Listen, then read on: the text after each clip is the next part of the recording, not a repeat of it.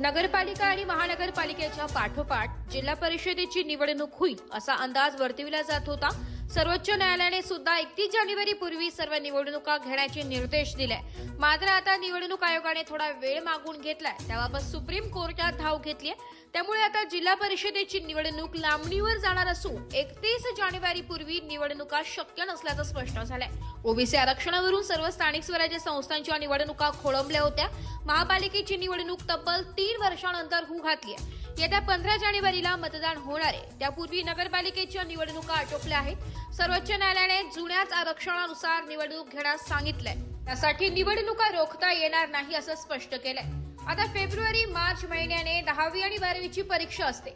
लागोपाठ होणाऱ्या नगरपालिका आणि महापालिकेच्या निवडणुकीमुळे कदाचित आयोगाने वेळ मागून घेतला असावा, असे राज्याचे महसूल मंत्री चंद्रशेखर बावनकुळे हे म्हणाले।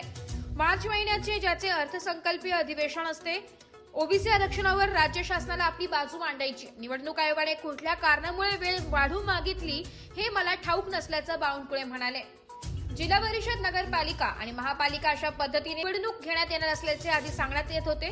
मात्र त्यानंतर आधी नगरपालिका निवडणूक घेण्यात आली, महापालिकेनंतरच जिल्हा परिषदेची निवडणूक होणार आहे। नागपूर जिल्हा परिषदेचा कार्यकाळ संपूर्ण वर्षभराचा कार्यकाळ लोटलाय।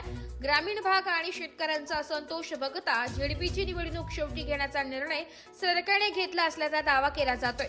नगरपालिका जिंकलेल्या भाजप व महायुतीने महापालिकेची निवडणूक आधी घेतल्याचं सांगण्यात येत आहे। चंद्रशेखर बावनकुळे यांनी निवडणूक आयोगाने मुदत वाढवून का मागितली हे माहीत नाही असे सांगितले असले तरी त्यांनी व्यक्त केलेले अंदाज बघता जिल्हा परिषदेची एप्रिल महिन्यात घेतली जाईल अशी शक्यता वर्तवली जाते।